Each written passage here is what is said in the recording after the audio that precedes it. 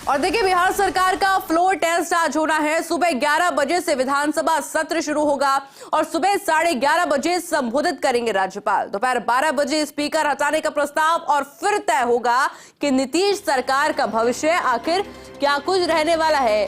सभी दलों ने अपने अपने विधायकों की बाड़ेबंदी कर दी है और ऐसे में BJP, RJD, JDU, Congress, left और हम के विधायकों की बाड़ेबंदी कर दी गई है। और देखिए, सूत्रों के हवाले से जो जानकारी सामने आ रही है वो ये है कि एनडीए के कुछ एमएलए संपर्क में नहीं है, बातचीत उनसे नहीं हो पा रही है। और ऐसे में आज ये तय हो जाएगा कि बिहार की राजनीति में अब आगे क्या कुछ देखने को मिलेगा। नीतीश सरकार को लेकर के फैसला होगा कि भविष्य आखिर नीतीश सरकार का क्या कुछ रहना है। अच्छा देखिए, ग्राफिक्स के माध्यम से हम आपको बिहार का सियासी गणित भी समझा रहे हैं कि बिहार का सियासी गणित क्या कुछ कहता है। वो भी आप ग्राफिक्स के माध्यम से समझ सकते हैं कि बिहार विधानसभा में कुल सदस्य हैं 443। और ऐसे में जब आज लालू यादव की पार्टी आरजेडी के सबसे ज्यादा 79 विधायक बताए जा रहे हैं। अब आज कांग्रेस के 19 विधायक है, यानी कि सियासी गणित से आप समझ पाएंगे कि कौन सी पार्टी के कितने विधायक इसमें शामिल है। वाम दलों के 16 सदस्य इसमें शामिल हैं। इसके अलावा अगर बात की जाए, बीजेपी के 78 विधायक शामिल हैं। अब आप समझिए कि एनडीए के कुछ ऐसे एमएलए हैं, कुछ ऐसे विधायक हैं जो कि संपर्क में अभी नहीं है, कई नाम इसके अंदर शामिल है। तो ये नीतीश कुमार की टेंशन को जरूर बढ़ा सकता है। अब हालांकि क्या कुछ रणनीति अपनाई जा रही है, क्या कुछ रणनीति अपनाई गई है, क्योंकि बाड़ेबंदी तमाम पार्टियों के द्वारा कर दी गई है। एक बार शेड्यूल आपको समझा देते हैं। सुबह 11 बजे यानी कि अब से 2 घंटे बाद विधानसभा सत्र की शुरुआत हो जाएगी। उसके बाद सुबह 11:30 बजे राज्यपाल का संबोधन होगा। दोपहर 12 बजे स्पीकर हटाने का प्रस्ताव होगा और उसके बाद में तय होगा कि आखिर नीतीश सरकार का भविष्य क्या कुछ होना है। सभी दलों ने अपने अपने विधायकों की बाड़ेबंदी कर दी है, पर इसमें कुछ सुगबुगाहट भी देखने को मिल रही है, यानी कि दल बदल को लेकर के भी ये सुगबुगाहट देखने को मिल रही है, क्योंकि कुछ विधायक, कुछ एमएलए ऐसे हैं जो कि संपर्क से बाहर बताए जा रहे हैं। यानी कि साफ शब्दों में अगर आप इसको समझें तो उनसे संपर्क नहीं हो पा रहा है, कनेक्टिविटी नहीं हो पा रही है।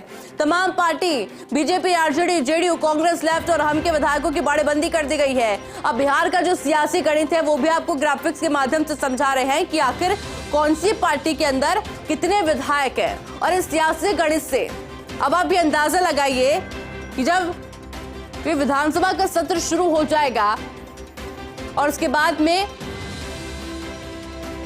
जो नीतीश सरकार है उसका भविष्य बिहार में आखिर क्या कुछ कहता है।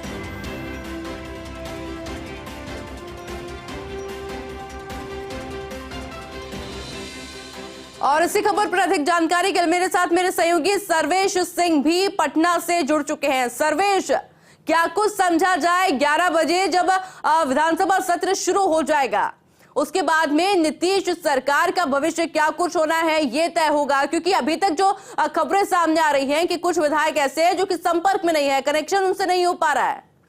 जी बिल्कुल आयुषी, आपने सही फरमाया, क्योंकि कई ऐसे विधायक हैं जो संपर्क में नहीं है, चाहे वो बीजेपी के साइड से हो, जेडीयू के साइड से हो या फिर आरजेडी के साइड से हो। करीब ऐसे 1 दर्जन विधायक हैं जो अभी तक संपर्क में नहीं है और उनको लेकर संशय की स्थिति बनी हुई है। ऐसी परिस्थिति में जो 122 का जो मैजिक फिगर है उसका आंकड़ा कम हो सकता है। हालांकि अभी कुछ समय शेष है और देखने वाली बात होगी कि कितने विधायक आज विधानसभा की कार्रवाई के लिए पहुंचते हैं।